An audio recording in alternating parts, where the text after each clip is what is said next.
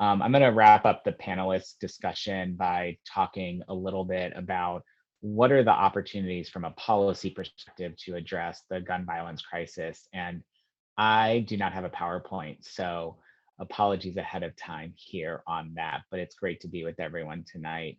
Ceasefire Pennsylvania is the state's gun violence prevention advocacy group, and we believe everyone should be able to live a life free from gun violence, where they can thrive because they feel and are safe. And as you've heard from all the panelists tonight, really, when we think about what's driving this gun violence and then how to solve it, there are two core elements that we're looking at from a policy perspective. One is the continued and historic disinvestment in communities and drivers of violence through the trauma that individuals have experienced in those communities that are leading to these high rates of shootings in cities and in the urban communities, and have a hugely disproportionate impact on Black and Brown Pennsylvanians. And how do we heal that trauma and address them moving forward? And two is, how do we address firearm access itself? Because we know that the ease of access to firearms both drives shootings and homicides that we see at high rates in places like Philadelphia, New York, and Pittsburgh, and firearm suicide. And I want to take one note on this. When you look at the highest rates of gun violence per capita in the counties in the Commonwealth, if you go back and you notice this on one of the maps that Ruth had early on, the highest rates of gun violence are in three counties: Philadelphia, Wayne County, right up along the New Jersey-New York border in the far northeast, and Fulton County. And the reason we see that is because firearm suicide is a significant portion of gun violence in the state. About every 9 hours, someone takes their life with a firearm. And simple intervention mechanisms in that moment can save a life. So we at CeaseFirePA are working with a coalition of organizations on a whole host of policies. I'm going to focus a little bit on the politics, a little bit on the hopeful side, and then the challenges we face. So hopeful piece first, because I feel like this has been informative, but sometimes can feel like an intractable, issue, is really where we are in investing on community and violence prevention programs, whether that's the work that Khalif does or the kind of neighborhood transformation work that Michelle talked about.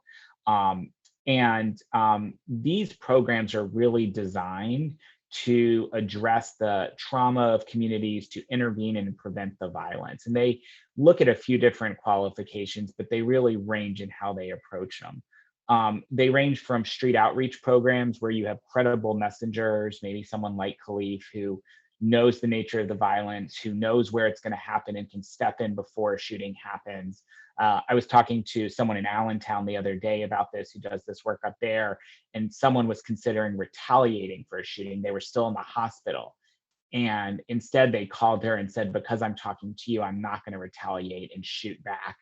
I'm going to heal, I'm going to learn, and I'm going to take a step. And that's a moment where you can intervene, and hopefully before you even get to that shooting itself. The second is ways to address those underlying questions of poverty and economic issues that drive a lot of the violence that we heard about. And they range, but most notably, workforce development programs are a good example.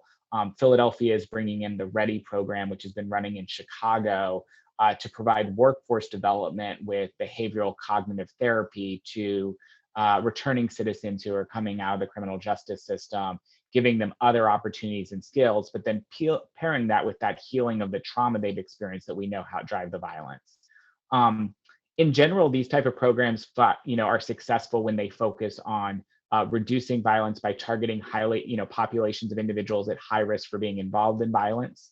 When they heal the trauma people are experiencing through mechanisms like cognitive therapy and conversations engagement, like you heard Khalif talk about in the work of the Beloved Care Project. And three, where they help address those underlying drivers of violence, the economic issues and other pieces that are driving it. And so they really range. And in Pennsylvania, we've had partners for years that have really done this work, often with no money, with pennies on the dollar, because they recognize the damage that's happening into the communities. Um, in the last 6 months, the state and the city of Philadelphia combined have invested $50 million in violence prevention programs. And that money is starting to roll out both from the city and the state. It's a huge step forward. Other cities and states that have done this have seen gun violence drop 50 to 60%. And really, it's about those strategies having the necessary resources to expand their programs. And the exciting thing I think about this opportunity is that it was bipartisan, that we had strong support from folks like Senator Brown in the Lehigh Valley, who chairs the Appropriations Committee, as well as folks like Senator Hughes, who really led the charge and is from Philadelphia, obviously, and is the minority chair of the Appropriations Committee. And they were able to work together in the state on this. And that is not the easiest thing to do in Harrisburg, as people may know. And at the same time, we need more resources. And so we're coming up on the start of a new budget cycle, and the money did not go far enough. Even though it hasn't gotten out the door at the state level, they received $180 million in request on a $30 million bucket of money. The city also received massively more than they could fund, and also investing in local strategies with really deep ties to the community. And so we're working to make sure that we're looking at what that investment level should be to reduce violence by 30 or 40% in the next 5 years. And then two, what are the best ways for implementing that program, and working with partners like Khalif and others in the city and the state to really bring together a coalition to address it. The second piece of the strategy on the policy level is really going to look different depending on the types of gun violence you're talking about. So we have primarily focused on homicides and shootings in places like Philadelphia. But as I mentioned, we see high rates of gun suicide throughout the state. We're obviously paying attention to the horrific mass shootings in light of, again, what happened in Michigan, in Oxford the other week, last week, and more. And the reality is that no matter how gun violence is impacting your community, wherever you live, the sense of loss of safety, the loss of your loved ones, is a commonality between us that we need to recognize. And so we need different policy solutions, but we can recognize the damage it's doing to our community and to our lives and to our loved ones. And so we're, at CeaseFirePA really focused on a common agenda of 3 policies that have been endorsed by about 140 organizations to do this. Extreme risk protection orders, which just allows you to take away temporarily someone's firearm in your home who might want to hurt themselves or others, and have been shown to cut suicide by 17 to 20%. 2 is reporting of lost or stolen firearms. In Philadelphia, when we look at gun violence, a lot of that is being done with illegal firearms. But every illegal firearm, stolen or otherwise, starts as a legal firearm, basically. And right now, you don't have to report if that firearm is missing, if it was lost or it was stolen. And this is a loophole around our straw purchasing law that is driving the trafficking of these weapons in communities. And is, in one study in Pittsburgh, found a third of crime guns the Pittsburgh police recovered were claimed to be lost or stolen. So by simply requiring the reporting, we can cut down on that trafficking and that access to firearms for individuals who may want to hurt others. And then the last is universal background checks to close a hole in our system that allows you to buy a long gun like an assault weapon or other rifle from another individual, a private seller, without getting a background check. The reality is those are going to be hard, and I just want to be clear about this, to move in Harrisburg because of the politics in the state. The reality is that most Pennsylvanians and most people, agree on these common solutions. These aren't radical, they're popular. They're not saying you can't have a firearm to go hunting, or if you think you need it for protection. They're saying we're trying to save people's lives who might own them by preventing suicide, that we're trying to cut off the flow of illegal firearm trafficking that's driving the high rate of homicides, and that we're trying to invest in safer communities by helping those communities heal from the trauma and provide the support structures that we heard about earlier are so critical in changing the nature of that environment.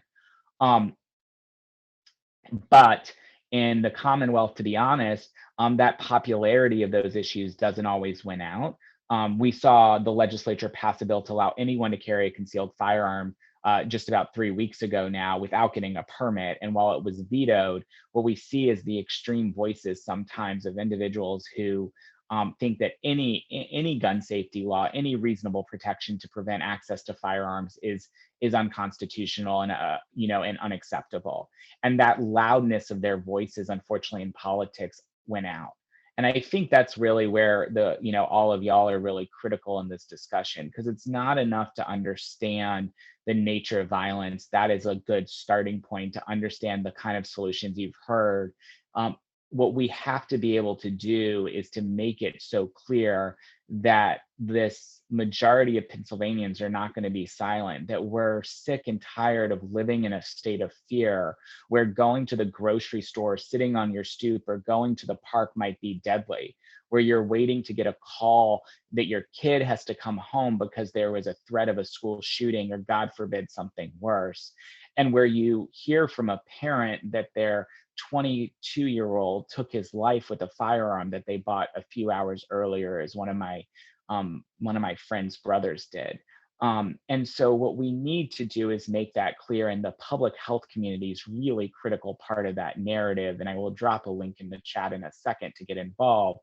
But the stories that you have and the understanding of this issue in a variety of ways, and the trauma is going to be the thing that's going to ultimately make it so we can move these public policies forward. And I do firmly believe that. I mean, I will say this as clearly as possible. It can feel insurmountable, but like most things, it feels that way until we have success. Last year, or I guess still this year, last budget year, we won $50 million in funding by bringing these coalitions together. And now we need to get the common sense solutions together that will actually start to save lives. And as we chip away at these, we can have people who have less of the experiences that Khalifa has to have, that less of the experiences like my friend's sister has to have. Those are the solutions we're looking for, and how we move it forward at the end of the day.